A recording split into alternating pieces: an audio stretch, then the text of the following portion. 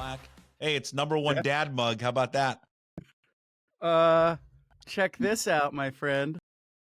Yeah, girl dad. Oh, okay. That's going to take us right into this because, you know, a little part of you probably would have liked a son. I think every father would say, yeah, it would have been nice to have a son. But you know what? It's not like I would trade one of my girls for a son. I have a daughter, so I know what it's like. But let me tell you what you're missing by not having a son.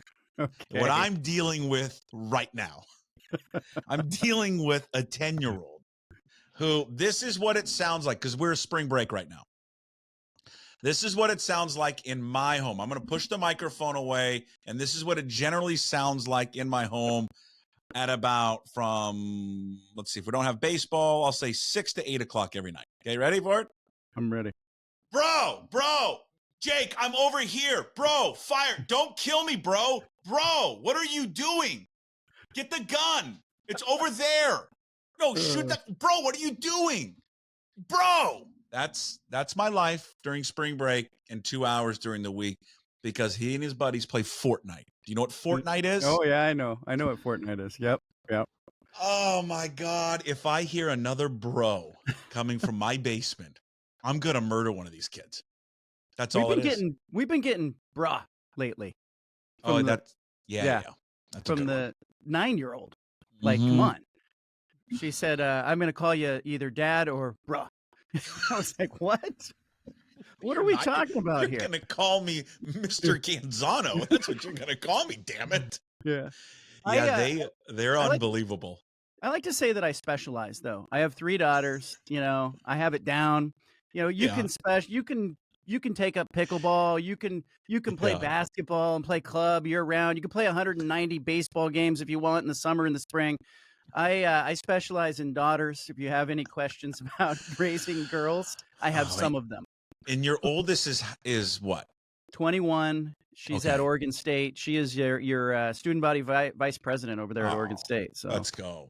And then give me the other ages. 7 and 9, which 7 means and 9. Okay, so they're years away from the teenage years. Yeah. I'm in the middle of it right now, 14, going on 15 here soon. Yeah. Which is just, you know, a whole nother can of worms. I like to think I know I'm a better dad with the 7-year-old and the 9-year-old, just because like if you had a chance to do something and then repeat it years later, you'd be better at it. And so I often apologize to my 21-year-old via text, and I'll say, "I'm so sorry." Well, because you're younger too, so you didn't know what you were doing. You're young and dumb. Yeah. What would you have changed? I just think I traveled a lot with work and I poured myself into it. And like I think guys in general go through this in their 40s and 50s. You kind of start looking around going, hey, did I invest my time in the places that I should have invested it? You know, should I have covered a NBA Finals, a World Series, a Final Four, an Olympics, a Kentucky Derby, a BCS championship game, or maybe, what did I miss at home? And so I look back at that, and as much as you want to say, oh, I was there for your games, or, it's that night, it's that 6 to 8 p.m. that you're talking about that you miss out on. You miss out on Fortnite. You miss out on all that stuff. Well, no, I'm going to tell you right now, if I could leave, I'd like to miss out on Fortnite. I'd like to never hear that bleeping, bruh, why are you shooting me? Fortnite every single night. Now, listen, I played video games when I was a kid, so I mean, I get it. But we never played this stuff. We played Tecmo Bowl. Tecmo Bowl and Super Tecmo. Hey, I mean, that's all we played. And Baseball Stars. 4 plays on Tecmo Bowl, and that was plenty. Okay, I can't even catch the ball playing Madden or whatever these kids are playing today. Have you tried to play this stuff? Yes. Like these new video games? It's unbelievable how complicated it is. Yes. I mean, I think you have to have a master's degree and like there's 15,000 buttons. You know, I'm dropping back to pass. He's already sacked me, and I'm like, I haven't even drawn. I'm trying to find somebody open. I'm getting mad. Like I'm throwing my controller, and it just makes me upset. I get very upset. You look like you're playing for the Panthers, and you don't know what you're doing. What I can't wait is, when is that college football game coming out? When are we bringing that back? Is that coming back soon? They're teasing it, right? I've heard enough about it, so it's coming back. And some of these kids are. Go ahead. Yeah. Well, you want to know why it took me 5.5 years to graduate from college? And I was a comm major, for God's sakes. And listen, I mean, that should be like 3 years. Right. because of college football, that video game, because I played it all the time. Yeah. Pathetic. It's fun. I just remember Tecmo Bowl, though, the original Tecmo Bowl. If you had Bo Best. Jackson or you had Dan Marino, or if you had the Best. 49ers, you could, those were fun games. And you had 4 plays, okay? It was not about your game plan. This was about execution back in the old days. Do you realize, I still, to this day, I think there's only one unstoppable play in Tecmo Bowl. And that is the Dwight Clark drag over the middle.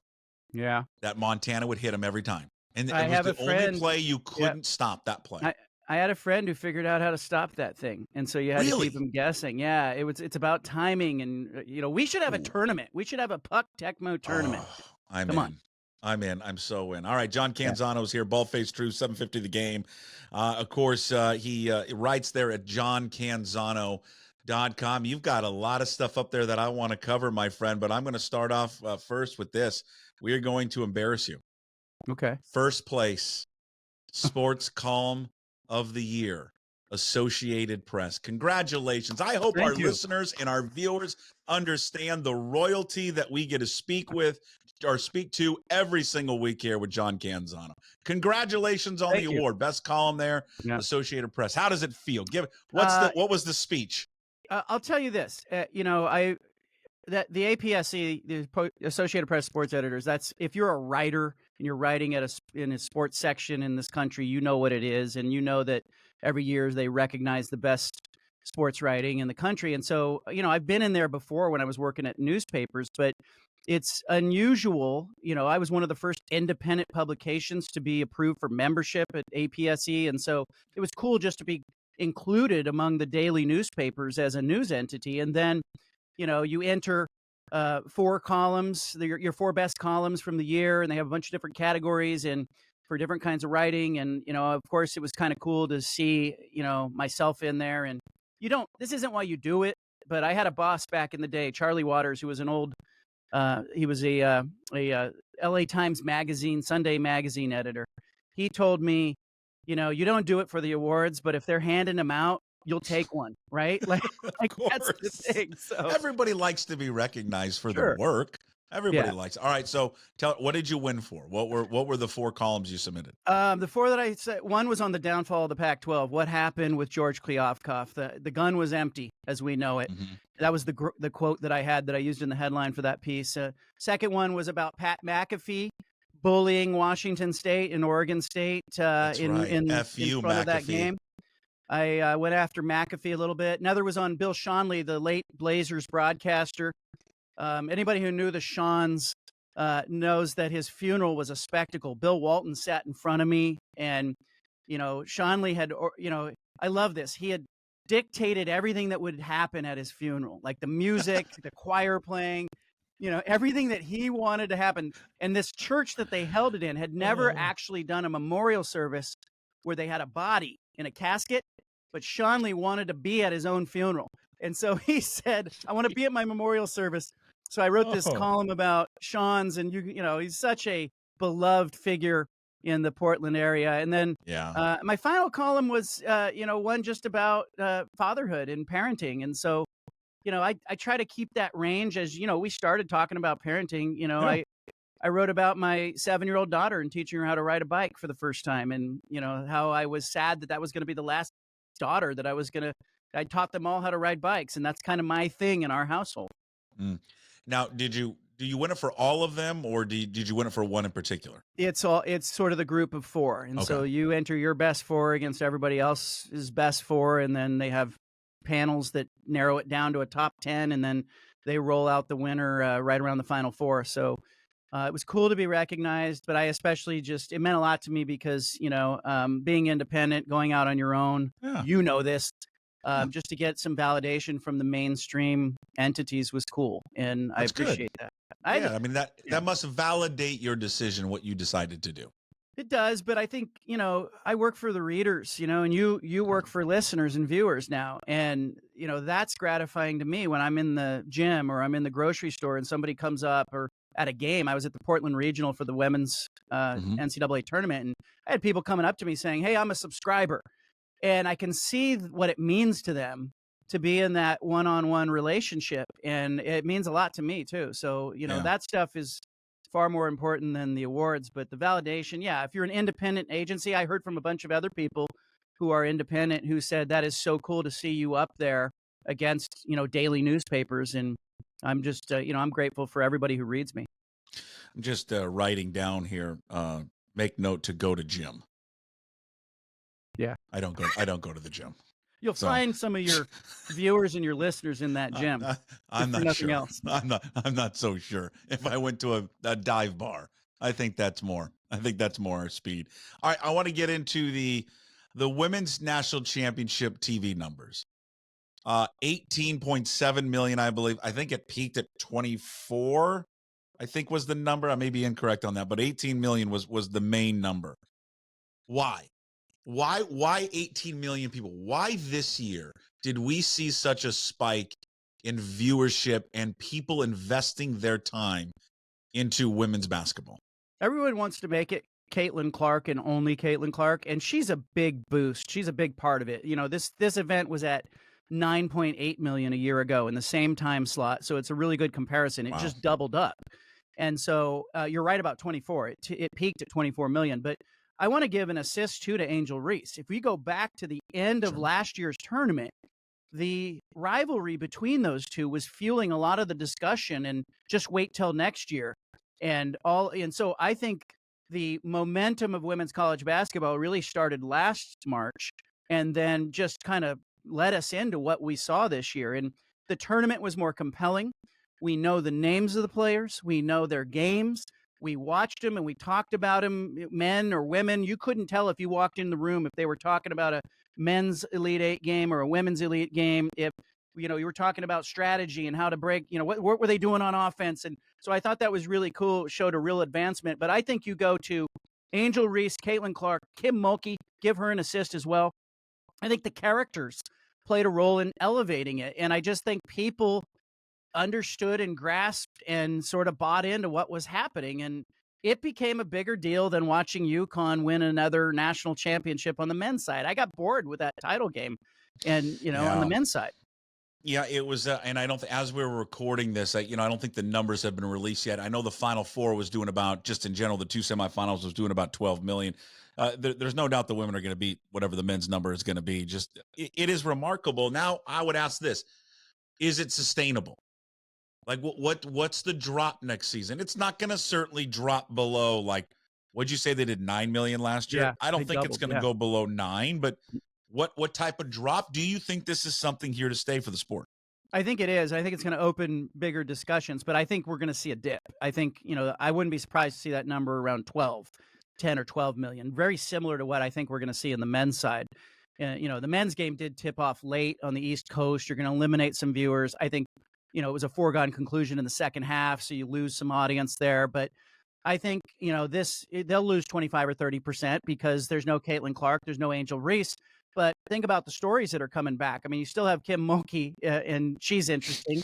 You've got Juju Watkins at USC. I think UConn probably had the best women's team, all-around team this year, but they were just hurt. And so I think they'll be back and they'll be important. And ESPN is certainly fueling the glow of UConn, in their partnership with Gino Ariema's program. I think you're going to see, South Carolina reload as they always do. You're going to see LSU be better. I'm curious to see what Iowa will look like. I think there will be interest. And I think what happened, though, this year is you had a lot of people who had never been exposed to the women's game fall in love with it and say, hey, there's something pure about the way they play. And, it's different than the men's game and different certainly than what we saw with Purdue and a lot of isolation and dumping the ball into the post. It looked too much like an NBA game in that men's title game. But and I think part of the attraction for people to watch Clark is the same attraction why people like Steph Curry. It's the where she shoots. It's pulling up from the logo. It's the step back threes. I mean, that's just stuff at the women's level you just don't see. Yeah, I think we'll see more of it too. And I think I brought this up before, but it's like in the late 1950s, you have Roger Bannister breaking that 4-minute mile mark, and then the doctors were telling everybody you'd die if you ran under 4 minutes. Like it's not humanly possible. And I think some of the same could be said of women's college basketball. Is like we didn't see men shoot from that distance until we started seeing Steph Curry and then Damian Lillard and others, Mhm. right? And now I think Caitlin Clark has got a bunch of young girls in gyms who are out there saying, hey, I can expand my game to 27 feet, to 29 feet. Let's see how far I can shoot from. And I, started to see it bleed into other games with players being more comfortable. Maybe there's just a comfort level that players in general are having with sort of expanding the distance at which they shoot. And it's more exciting because it opens everything else up if you Yeah. can make baskets from that distance. Why do you think some of the veteran players like the Brianna Stewarts, Diana Taurasi, Sue Bird, all three of them with their little digs and shots at her? Why? Jealousy? Yes. And I think they down deep, I think if they're being real, I think they probably felt like they never got their due when they were on that Mhm. stage. I think that the brand of Iowa, LSU, South Carolina, the colleges, the brands are bigger than the WNBA teams. And so even now, even though, the WNBA will draft off this, certainly, the Las Vegas Aces moving their game next season against the Indiana Fever. They've moved it from Michelob Ultra Crazy. Arena over to T-Mobile because they know it's going to be a sellout. You're going to see the Caitlin Clark effect at least in the early part of her rookie year, and they're all going to benefit from it. And I think there's going to be more interest in the WNBA, but I think down deep, some of those players are upset that they didn't get their due, they didn't get their day in the sun. And I even talked to a play-by-play broadcaster who is in the WNBA, Cindy Brunson, who is the Phoenix Mercury play-by-play announcer, former ESPN anchor, and she said, hey, there's 130 or 140 players in the WNBA just waiting to block Caitlin Clark's shot because they've heard about it for months and months and months. And there's an adjustment period that every player has, Sure. male, female. When you're moving from college or the minor leagues to the big leagues, you're going to have an adjustment period. Sabrina Ionescu went through it. She had to learn how to shoot from a longer distance, and she expanded her three-point range. And she didn't shoot from that range when she was at Oregon. And suddenly she's in the NBA three-point contest, and she's showing new range. She's a better shooter. She had to do that.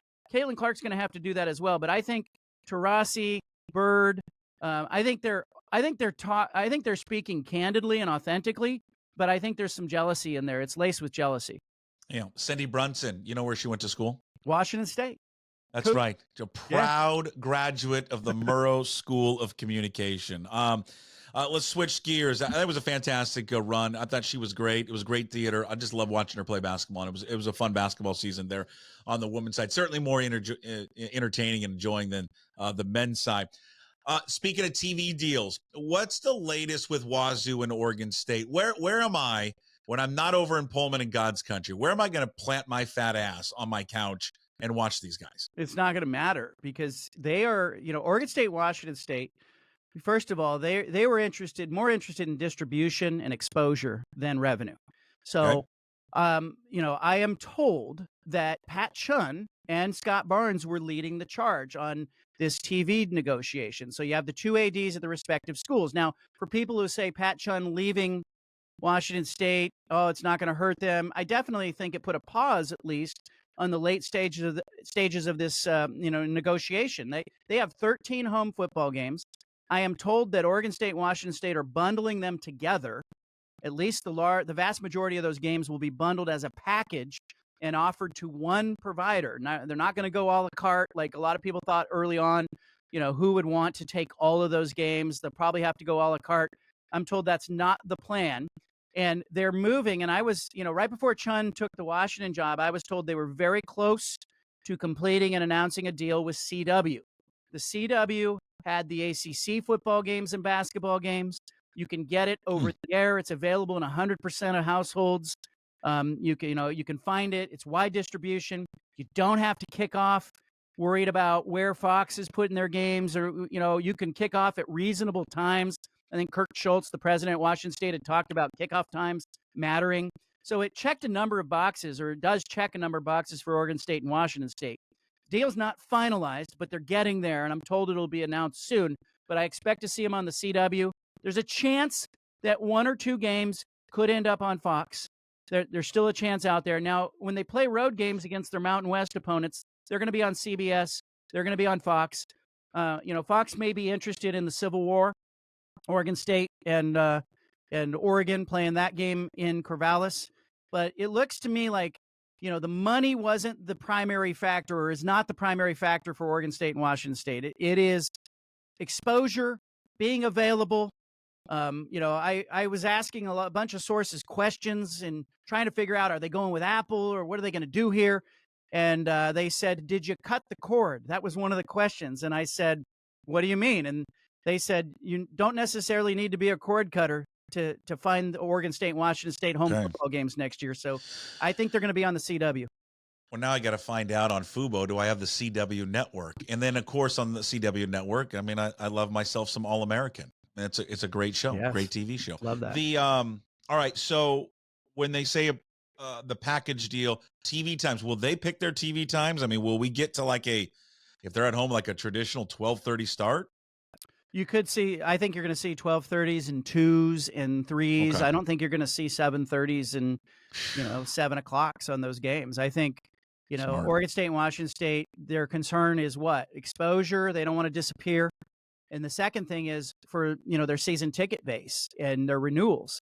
I think they want to be able to sell to fans that, hey, this is going to be family kickoff times, and you're going to be able to bring your kids to the stadium, and you're not going to have to be driving home at 1 o'clock in the morning if you're driving a distance. And those things mattered more than the money, and probably because they won the settlement, right? If they don't get the settlement money, I think they would totally be focused on piece these out, go a la carte, get the maximum dollars. But that's not what they're doing. And so I'm told they're putting the final touches on this thing. And I expect that by the end of the month, we'll get an announcement. I think the CW is a good choice. Saw what they did with the ACC games. Another caveat, Puck, the Pac-12 network will be the production entity. The CW does not have in-house production. So now, you have you create some business for your production facility. So do we have then those folks that will do we have the same broadcasters, the same announcers, the Ashley Amundsen and Yogi Roth? Do we know if those will be kept aboard? I don't know yet. Imagine so. I don't know. And I don't know how, it's 13 games. Could they just hire them on a, hey, you're going to just do 13 games. You won't be busy, throughout the rest of the season. I'm sure those folks are trying to line up other work as well. But, Teresa Gold, the Pac-12 commissioner, probably knows that answer. I don't have it right now, but at least the facility and the production team will be producing those games. And it opens up some other things because the CW had NASCAR, CW had the ACC, CW also had Live Golf. Mm-hmm. And because they don't have in-house production, they've leaned on outside production facilities. So keep an eye on this, because remember that Pac-12 network facility, they're going to keep it open. It's a side hustle for Oregon State and Washington State. And there's a potential here that they become the production entity for the CW's other sports offerings. So keep an eye on that. That's fascinating. The CW, is there a streaming element to it? Can you stream it? I don't know. I have no idea. But I just know that when the local folks who because your local channel, I think if it's Fox or CBS, I can't remember who the partner of CW is, but they'll have the ability to carry those games on your local affiliate. And so they can, I heard from one of the TV stations who said, gosh, do you know the kickoff times? Because they were awfully interested in, could they carry Washington State or Oregon State's football game and lead it right into their Saturday evening newscast, right? And so I think there's a lot of curiosity and a lot of opportunities and tentacles to this thing. But exposure was the biggest thing. And the CW is available in 99.5% of American households. So it won't just be on the West Coast. You'll be able to see Oregon State, Washington State nationally. Let's switch gears. That athletic article that came out about a week ago, the College Sports Tomorrow League, the Super League. You wrote about it up at johncanzano.com, and you brought up the same concerns that I think most people are going to bring up, and that's the SEC and the Big Ten. This thing won't fly unless those two are on board. Do you think that they would be on board with the Super League? And for those who haven't seen the story, it basically is going to create a 10-team league with an 8th, which it could be kind of relegation with the other teams. Oregon State, Washington State would be a part of the 70. Basically just seems like it would be the old Pac-10 is kind of what it sounds like. Do you think this has legs, or do you think the Big Ten and the SEC step in and say, no, we're not going to do anything like this? Nothing's happening without the Big Ten and SEC. I'm going to say that up front. Like, you have to have them involved, and there's no incentive for them to be involved right now. And I think, we look at the timing of college sports tomorrow and the college football playoff announcement of their new TV deal. I don't think it's coincidence that they fast-tracked the TV deal for the college football playoff and had that done. They were targeting March 15th of having that done, and here came college sports tomorrow, because I don't think the SEC and Big Ten wanted too much discussion to get too serious on that front. Certainly their TV partners didn't. They want to own it all, and they know they can get it through the SEC and the Big Ten. So I'll say that up front. But the secondary thing is, like, I think it's really important that this stuff's being talked about. And I called Kirk Schultz, the Washington State president, and said, what do you think? And he said he was still digesting it, but he said, I'm glad it's out there. And I know what he means by that, because you've got some important players. There's 20 different presidents that are involved in this. You've got an executive in the NFL that's involved in it. And they're talking about this and trying to take the idea that Chip Kelly sort of floated. Let's separate football from everything else.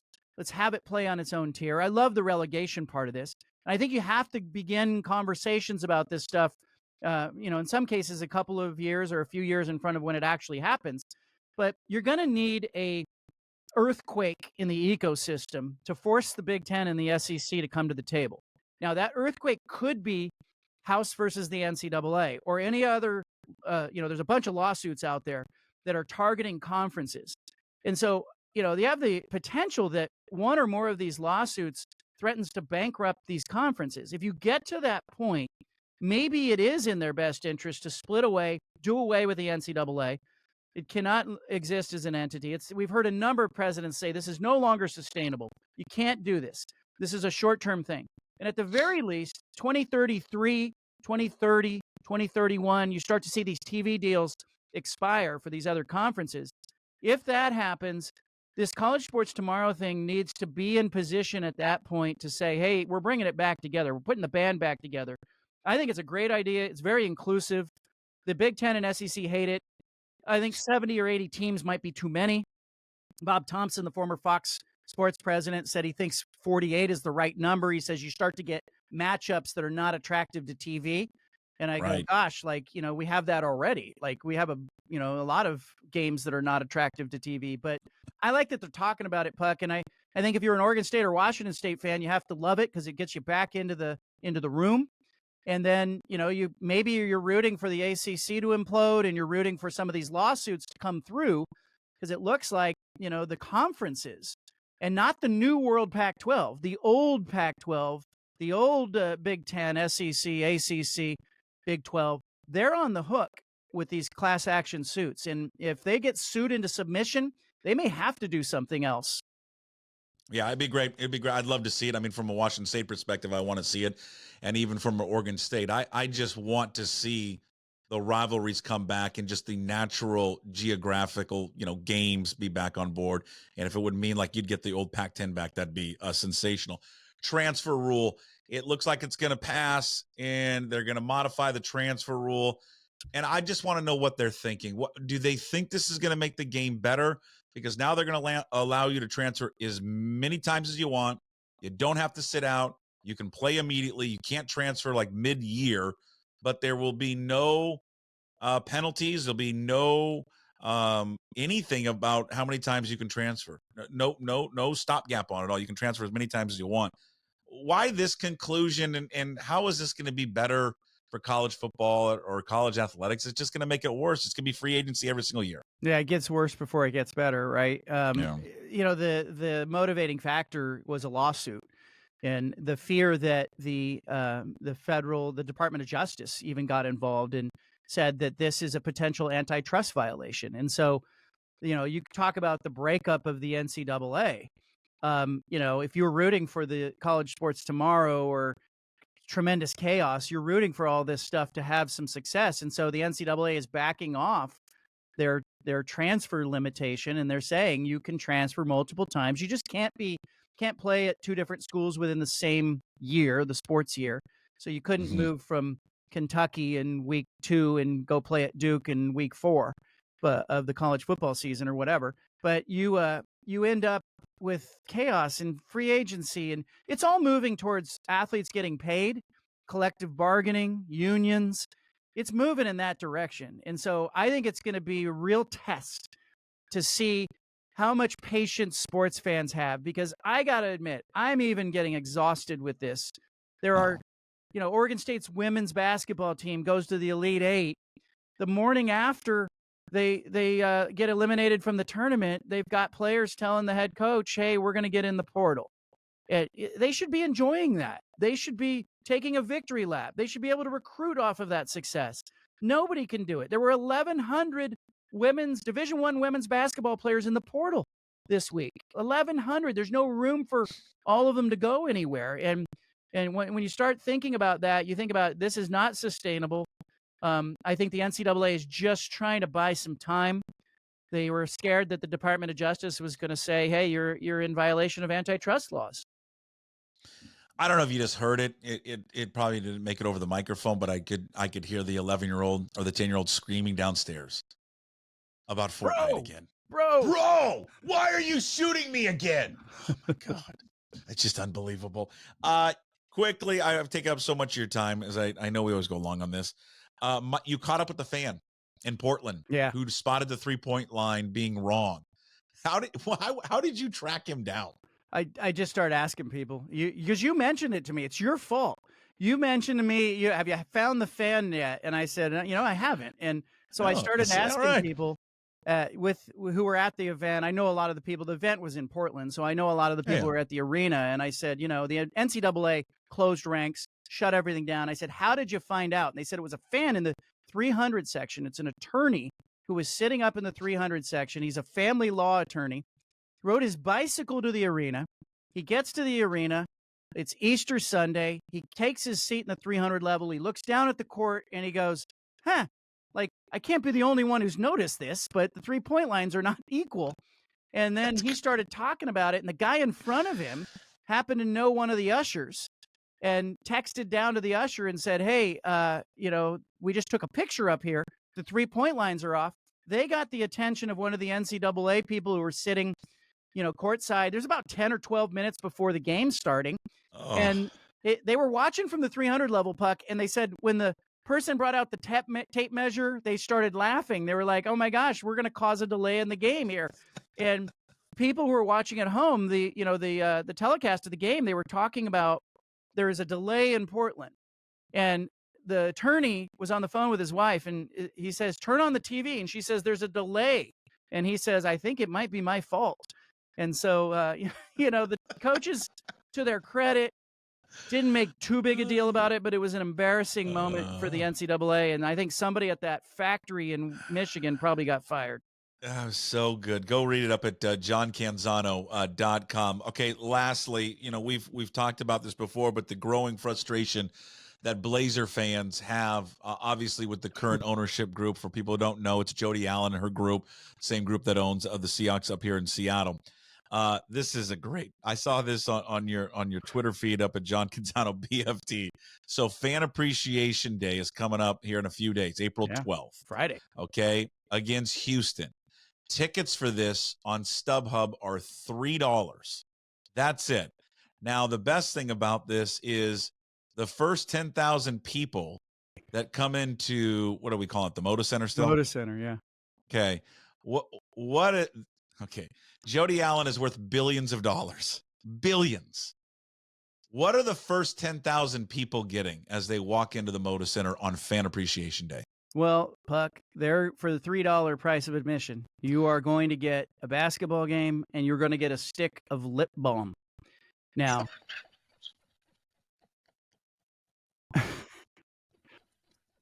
lip balm, huh? Balm. That's how she's saying thank you for supporting us and our billion-dollar industry. Yeah. Now, to be fair, the Blazers reached out and told me that, Ticketmaster is providing the lip balm. And I think that makes it worse. I actually think it does, because I think you want, I've been to a lot of stadiums on Fan Appreciation Day, and I've seen them give away bicycles. A lot of teams will give away a bunch of autographed 8x10 photos. They'll have players sign equipment, bats, balls, whatever sport. The Dodgers gave away a Prius one year on Fan Appreciation Day. Blazers are giving lip balm to the lucky 10,000 who show up early. But they're not actually giving it away. No. It's Ticketmaster. Ticketmaster. So she and her ownership group aren't doing anything. They say they're going to give coupons for the team store and for the concession stand, and so you get 20 to 30% off. And how frustrated are people down there with them? Oh, beyond. It's gone beyond frustration, because, see, the dirty secret is, we always say that, the market won't lie. If you have a bad restaurant, people won't show up. If you have a bad product, they won't buy it. The truth is, people in Portland are underserved as a sports market. It's the largest sports market with only one professional team in the country. And so you have a lot of Blazer fans who will renew their season tickets regardless of how bad the team is, or how bad the roster is, or how much apathy there is, or how much lip balm they're getting. They'll just renew. And so, there's a lot of frustration with that, because the fans feel like they are taken for granted, and they feel like this is a dead end. And there's just, every week I do a Monday mailbag, and I get questions about, can Adam Silver force her to sell it? Well, she's not really the owner. She's a trustee. So there's a problem there. This isn't a Donald Sterling situation where, she's done some things that, are shaky and questionable, and there's been lawsuits, and, people have, the USDA made her her bodyguards destroy a bunch of giraffe bones. And, there was a sex harassment thing that was a cloud over her, but it doesn't rise to Donald Sterling. And then going beyond that, there's there's nothing in the Board of Governors that says that the league can force a trustee to sell a team. So there's a problem there for Adam Silver. Now, publicly, he's saying, Jody's just done a great job, great ambassador. We're excited to see what this franchise can be, whatever the commissioner says. But privately, he has to be itching to get this thing in the hands of Phil Knight. Like, Phil Knight and Adam Silver have known each other for years. To have the Nike, influence in that room with the Board of Governors would be huge for the league. Phil wants the team, but as one league executive told me, there's nothing that a billionaire loves more than telling another billionaire to pound sand. And that's what Jody Allen has told Phil Knight to this point. And she sent out that statement after he said he wanted to buy the team. She said it could take 10 to 20 years. He doesn't have 10 to 20 years. We all know that. And so it was basically just a big middle finger from Jody saying, stay in your lane. All right, what are we cooking up at johncanzano.com? What can we alert readers and listeners and fans of your terrific writing to? Well, I encourage you to check out the Monday mailbag that published this week. It's a fantastic dive in a variety of other areas. I get a bunch of questions, but I've got a big heartwarming story coming up later this week, and I'm really focused on what Oregon State and Washington State are doing strategically. From a marketing standpoint, they must capture. There's more people interested in Oregon State, Washington State right now than ever in history. They have to capture that. And it can't just be the folksy, good old little engine that could, and look at us. It can't be that.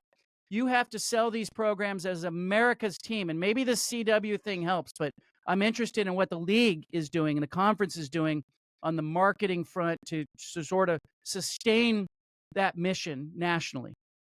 There he is, John Canzano. Read all of his work at johncanzano.com. Follow him on social media, John Canzano BFT, and 750 The Game down in Portland. John, we appreciate it. We'll talk to you next week. Cheers. All right, and cheers to you, sir. And we will talk to you soon. And as always, we promise to be better. No shirt, no shoes, no ties.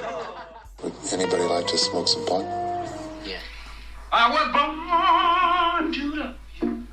I was born to lick your face. I was born to rub you, but you were born to rub me first. What do you need my address for? We'd like to send out a mailer. Mother of mercy, I don't speak Japanese!